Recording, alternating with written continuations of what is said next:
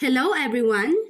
So today's topic is solving systems of linear equations in two variables through elimination. But before we go to this topic, let's try to recall our topic for the last 2 weeks. So on solving systems of linear equations in two variables. For the first week, we've had graphically. The second week, we've had substitution. And of course, for today, let's now have what we call the elimination. So for elimination, we have here 3 steps that I have given, which we're gonna do later on when we're gonna solve the few examples that I have given. Make the constant of either x or y opposite numbers. When we say opposite numbers, we're gonna have them as the negative side of the number and the positive one. So if we have a negative 5, we should have a positive 5. And if there's a negative 1, there should be positive 1. So how are we going to do that? We're gonna multiply a number to 1 or either the 2 of the equations. So later on, we're gonna see that step. And after that, we're gonna add the 2 equations and solve for the variable that is left. And after that, we're gonna substitute also the value that we have solved from step 2 for us to solve for the other variable. So that's your x and y. So let's have example number 1. So we have here a 2x plus y is equals to 9 and a 3x minus y is equals to 16. So the first step, I said earlier, was to make the constant of either your x or y opposite numbers. So for x, we have here 2 and then 3. And for y, we have positive 1 and negative 1. So since in this problem, we already have opposite numbers here, they are the constants of your y variables. So we have positive 1 and then negative 1. So we proceed to step 2 already. So for step 2, we're gonna add the 2 equations for us to solve for the other variable. So let's do that. That's over. So we add both of them. So we have 2x plus 3x, that would be 5x. And since we have positive y and then negative y, that would be 0, or we could just cancel both of them. And that would be equal to 9 plus 16 is, we have 25. So now as you can see, we now have 5x is equal to 25. Now for us to solve for the variable left, which is this x, we divide both sides by 5. So we have divided by 5. So that would become x, since 5 divided by 5 is 1, is equal to 25 divided by 5, that is 5. So we now have the value of your x. Now since the third step says here, we substitute this value to any of the equations so that we could solve for your y. So we choose any of these 2 equations. Now for me, I'm going to choose 2x plus y is equal to 9. Now we substitute your 5 to x, so that would become 2 times your x, which is 5, plus your y is equal to 9. So we now simplify. 2 times 5, that's 10, plus y is equal to 9. Now for us to further solve for the value of your y, let's now transpose your 10 to the left side of the right side, of the equal sign. So we have y now would be equal to 9. We have your minus 10. So 9 minus 10, of course, that would be y would now be equal to negative 1. So there. That's our example number 1. Let's proceed to example number 2. Now, as you can see here, we have 2x minus y is equal to 9 and 3x plus 4y is equal to negative 14. Now, if we look at the constants of your x and y, we don't have any opposite numbers since x here is 2 and here is 3. The variable or the constant of your y here is negative 1, here is positive 4. So what we're going to do is to multiply any number to any of these two equations in order for us to have opposite numbers. Now for me, I choose this one. So I'm gonna make the constant of your y negative 4 since this is positive 4.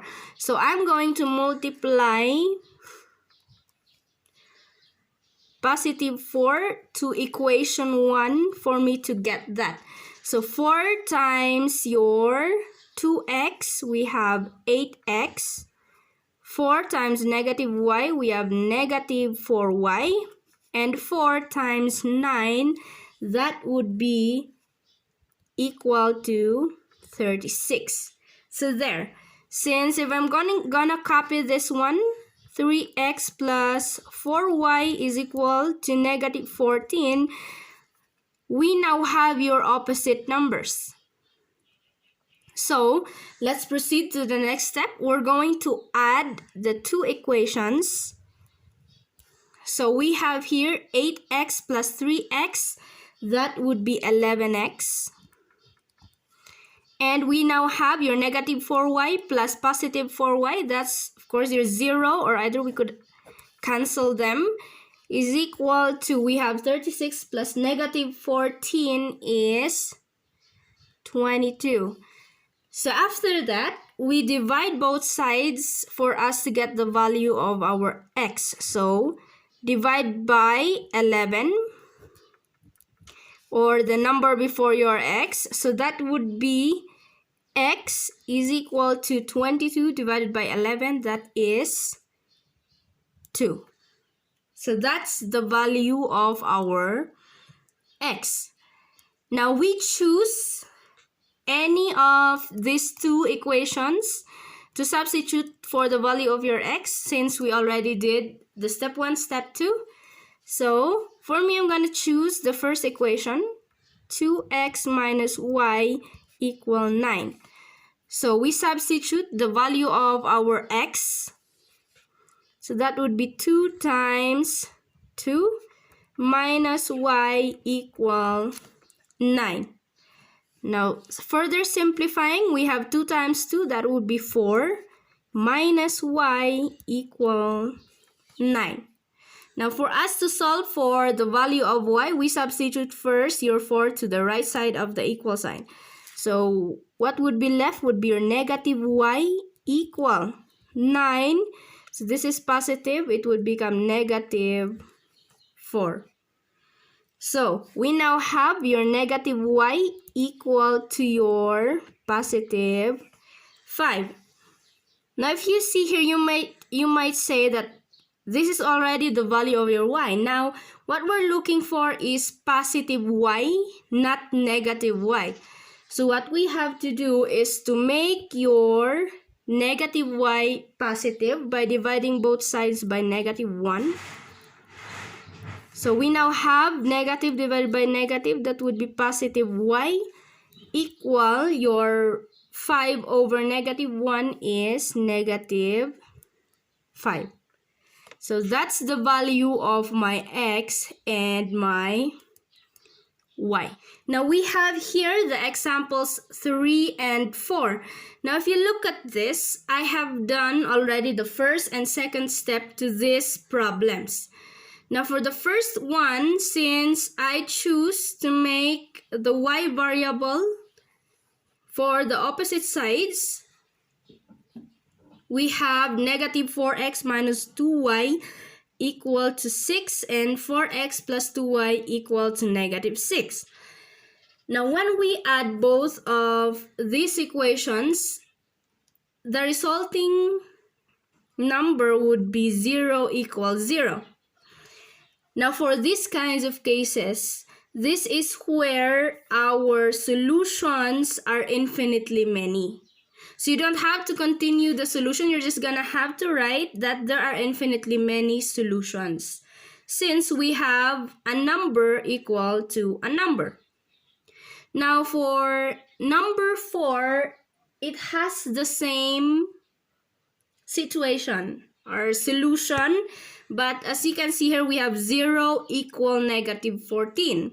Now for these kinds of number, if we have different numbers for the left side and the right side of the equal sign, this has no solution.